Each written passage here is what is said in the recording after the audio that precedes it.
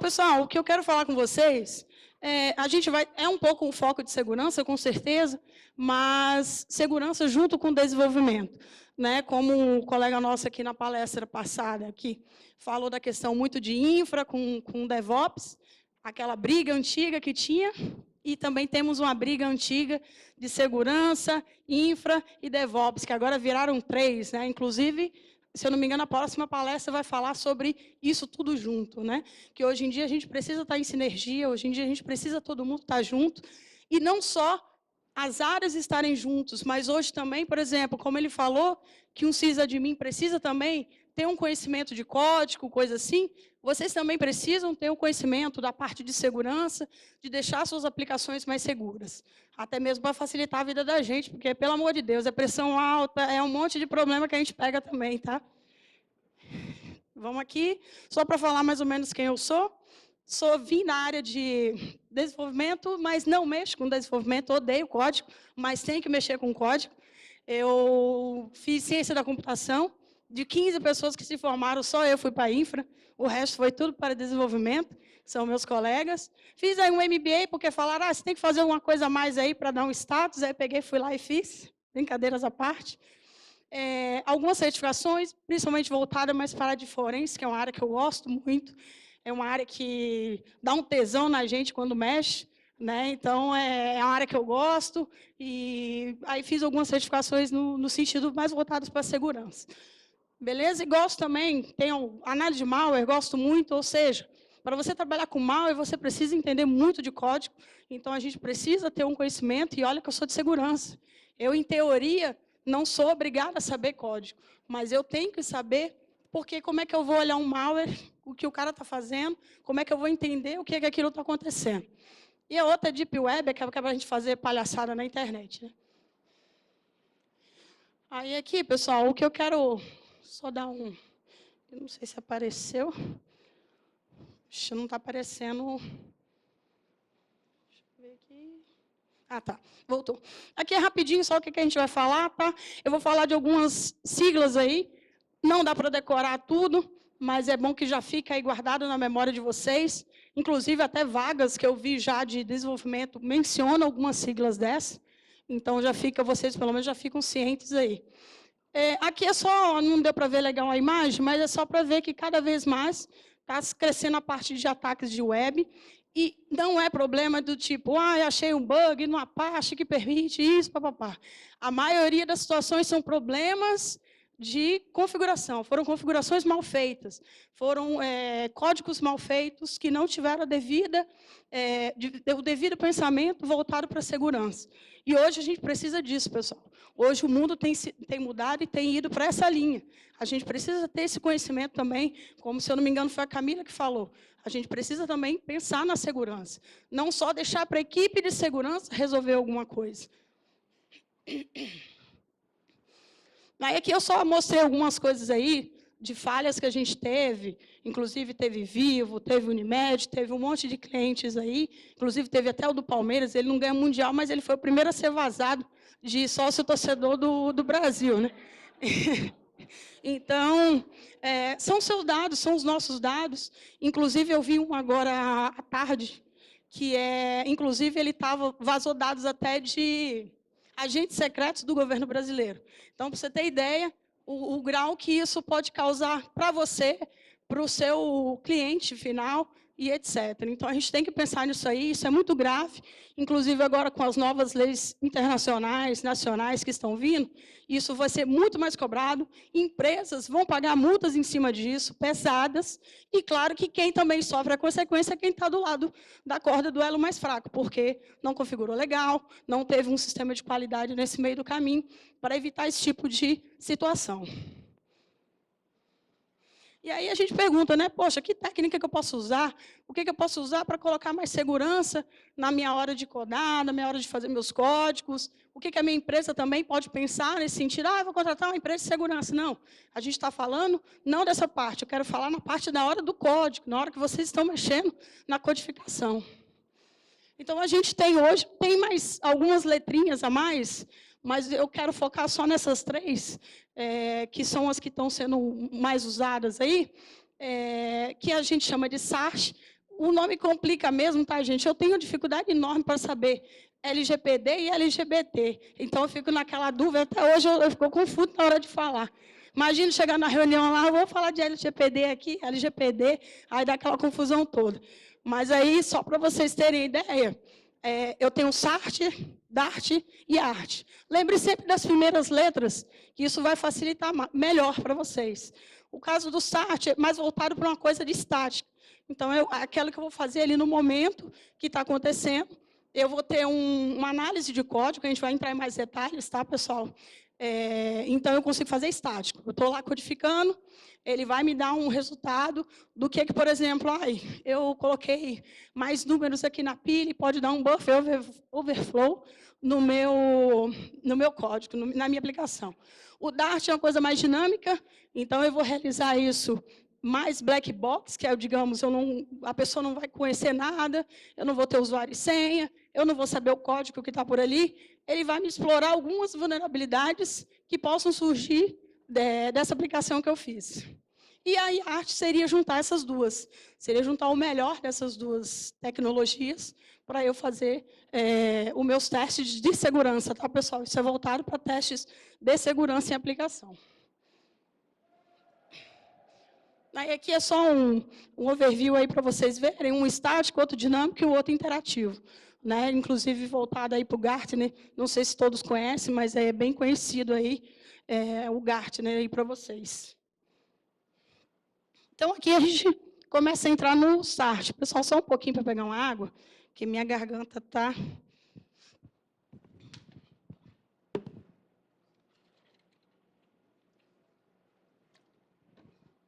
Então, aí voltando para o SART, o que ele faz? Permite... Opa, esqueci do controle.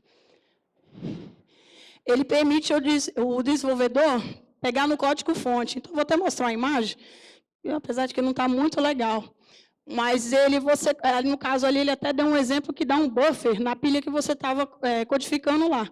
Então, você consegue saber ali, não em real time, digamos assim, a gente vai explicar o prós e os contras de cada um, mas você consegue já de cara, ou seja, no momento que você ainda está em desenvolvimento, você já consegue trabalhar para evitar de lá na frente, depois que o seu app ou sua aplicação esteja tudo pronta, você tem que voltar tudo de novo. Então, você já evita esse retrabalho, você já começa a fazer no momento que você está desenvolvendo. Aqui são algumas ferramentas, tá, pessoal? Tem ferramentas pagas, ferramentas caríssimas, tem ferramentas baratas, tem ferramentas de código open source e etc. Então, aqui é só alguns exemplos. E agora eu quero falar dos prós e dos contras. Por que seria interessante o SART? Por que ele não é interessante? O que ele é bom? Ele suporta muitas linguagens de programação. Python, Java, Net e tal, e etc. Inclusive, eu acho que depois a gente tem uma tabelinha disso aí. E ele é muito fácil de entender, principalmente para quem já sabe de código, quem sabe desse tipo de situação do que está fazendo, ele é muito fácil de entender. Quais que são os contras dele? Por exemplo, você muitas vezes tem muito falso positivo, então aí você vai ter que saber analisar aquilo ali para dizer realmente, não, isso aqui é um falso positivo, não é reconhecido, e beleza. É uma tecnologia que não evoluiu, né? Então ela está parada. A evolução dela é o que a gente vai ver mais na frente, que é o IART. Você não tem muita visibilidade desse fluxo, né? Então, algumas ferramentas não te dão essa visibilidade. E é gerado um relatório estático, ou seja, fui lá, fiz minha aplicação, seja web, seja app, seja lá o que for, fiz lá essa análise, corrigi o que tinha, mandei lá para a produção, para o QA. O QA chegou e falou, beleza e tal, mas aí o cliente, nesse meio do caminho, pediu para alterar meio mundo de linhas. Só que aí você tem um relatório que você tirou lá na frente. Você teria que fazer tudo de novo para você ter alguma coisa nesse sentido. Então, isso que é o ruim dele. E não se aplica a sistemas que já estão em produção. Né? Porque aí você teria que pegar todo ele, voltar, corrigir várias coisas, para depois fazer todo aquele processo de novo. E aí seria como implantar. Aqui é só uma figura só para mostrar, depois se vocês quiserem mais detalhes, eu não sei se a organização vai disponibilizar slides, mas aí depois, se puder, aí vocês podem pegar, é mais ou menos como que funcionaria, né? Como é que seria a cadeia que você colocaria para usar esse tipo de tecnologia no seu ambiente. Agora, falando do Dart, que já é uma evolução do SART, mas também a gente vai ver os prós e os contras. Na verdade, o Dart, o que ele seria? Ele seria uma análise de vulnerabilidade. Você vai realmente fazer, como é que eu posso dizer? Você vai colocar a sua aplicação realmente em testes reais, digamos assim. Você vai simular os usuários, você vai simular usuários que não existem, como que vai ser o seu comportamento da sua aplicação para aquele tipo de situação. Então, isso é o Dart. Por isso que ele é dinâmico. E, em suma, em resumo, ele seria um scan de vulnerabilidade. Então, aqui é só alguns exemplos de como é que ele funciona, o que ele acha de vulnerabilidade, e ele vai te mostrar o que você tem que corrigir, o que você não precisa, talvez, fazer ou ignorar. Algumas ferramentas aqui também, como eu mencionei, vai de pagas até nível enterprise, como também tem open source, coisas assim que podem te ajudar no seu dia a dia. Qual que seria os prós e os contras? Qual que é o bom? Eu independo de tecnologia, pode ser Java, pode ser Python, pode ser desenhado qualquer tecnologia e plataforma, que eu não tenho problema. Android, iOS e etc. E ele fornece um bom suporte para o pentest, que aí sim entra a parte de segurança, que aí entra o cara de segurança, e em cima desse resultado, ele vai chegar e falar, ó, isso aqui realmente eu consigo explorar, você tem que arrumar assim, assim, assado. Então, ele fornece insumos para a área sua de segurança, caso sua empresa tenha. Qual que seria o contra? Os contras, né? Não detecta muitos problemas. Então, o problema de código que a gente viu que o SART verifica, ele não verifica tão a fundo. Então, ele só vai falar algumas, como eu falei, ele simula usuários, seja como se fossem usuários reais que estivessem acontecendo, ou usuários que não existem também. Ele quer ver como é que vai ser o comportamento sua da aplicação. Então, ele não detecta erros de código muito específicos, como um SART, por exemplo, faz. Precisa ter um bom conhecimento de segurança para interpretar. Então, por isso que, muitas vezes, a área de segurança vai lá e faz um relatório de análise de vulnerabilidade. E, muitas das vezes, a parte de dev olha e fala, caraca, por onde eu começo? E aí é que vem aquela nossa conversa de, hoje, a parte de desenvolvimento também precisa ter um conhecimento de segurança. Não como um cara que é voltado especificamente para a segurança, porque ele vive disso. Mas vocês precisam, por exemplo, ter conhecimentos básicos na hora de fazer seu código. Cara, eu estou colocando muita coisa aqui na pilha para dar problema, eu estou errando aqui para fazer um SQL inject, que alguém pode entrar e roubar minha base de dados. Eu tenho que pensar nisso. Eu coloco muito essa analogia do exemplo do motorista de ônibus, por exemplo. Em Vitória e Vila Velha ainda não existe isso. Mas eu sei que lá na Inglaterra, São Paulo também existe, não existe mais cobrador. Antigamente, o motorista ele só ia lá, dirigia o ônibus e acabou. Tinha um cobrador que cobrava, que muitas das vezes olhava como é que estava o ônibus. Hoje em dia, o que acontece? O motorista também faz o papel do cobrador. Ele também, hoje em dia, ele recebe, hoje em dia ele tem que verificar se está tudo certo no ônibus, e etc. E tal. E, provavelmente, daqui a um tempo, eu acredito que eu acho que Japão tem alguma coisa assim, que eu já vi, já ouvi falar, nunca fui lá, mas que hoje em dia nem motorista se tem mais. Então, a gente precisa estar acompanhando essa evolução da tecnologia. Como, por exemplo, eu odeio código e tal, mas eu preciso saber de código, eu preciso olhar um relatório desse e falar para o pessoal, vocês estão com problema aqui, assim, assim, assado. Ou eu preciso pegar um malware e entender o que o cara fez de código ali, para saber o que de prejuízo ele está causando para o ambiente do meu cliente. Então, a gente precisa também, como desenvolvedor, estar pensando, estar fazendo esse passo a mais. Eu preciso ter alguns entendimentos. Não você como especialista, como também eu não sou especialista em dev, vocês que são, vocês conhecem muito melhor do que eu. Então, a gente precisa ir esse passo além. E também, muito parecido com o outro lá, gera um relatório estático. Então, ou seja, eu fiz aqui, mas qualquer alteração que eu fiz depois, tem que fazer de novo. Senão, fica parado e acabou. Não tem mais... Não se torna muito legal visualizar. E pode ser lento e pode dar problema na nossa aplicação, tá? Eu já vi testes que zicaram, para não falar outra palavra, né? Que zicaram o banco de dados todinho da aplicação. Por quê? Porque tinha falhas nela. E essas aplicações testaram essas falhas. Como eu falei, eles simulam realmente como se fosse requisições válidas, e aí zicou o banco de dados todinho dessa pessoa, dessa empresa. Aqui seria um outro, como que a gente faz para implementar isso aí? Então, a gente pode colocar em várias coisas do ciclo ali, desde o começo, a gente pode usar um SART, no meio vira um DART, que aí vai para a qualidade, vai para a produção, vai para o desenvolvimento. Então, isso aí é mais ou menos um ciclo aí para a gente acompanhar. E agora sim o IART, que é a evolução desses dois, né? Então, eu faço um teste interativo, digamos assim, mais voltado nesse sentido. Então, eu começo a olhar, eu analiso mais a nível de memória, eu faço a depuração de vulnerabilidade de aplicativos genéricos. Então, eu tenho muito mais vantagem nesse sentido. Aqui não deu muito para mostrar, mas é uma ferramenta até usada para fazer Dart, só que ele tem um plugin que eu coloco no meu servidor, e etc., seja PHP, seja Java, etc., que ele também faz essa interatividade. Então, ele faz em real time, digamos assim. Algumas ferramentas aí também, algumas conhecidas, outras não. E aí, qual que seria os prós dela, né? A precisão dela é excelente, né? Então, também eu tenho a flexibilidade e os resultados são fornecidos em tempo real. Então, a minha aplicação está sendo monitorada. O cara agora de desenvolvimento colocou mais 1000 linhas naquele código. E aí, as 1000 linhas estão sendo analisadas e falando, você está com problema disso, disso, disso. Plug and play é muito fácil. Assim, gente, a gente sabe que a teoria é tudo muito bonito, né? Tudo é plug and play, acabou, colocou, rodou. Mas a gente que está no dia a dia, a gente sabe quanto que a gente passa por essa situação. Mas, em teoria, falam que é plug and play. Qual que é o problema dela? Poucas linguagens suportam.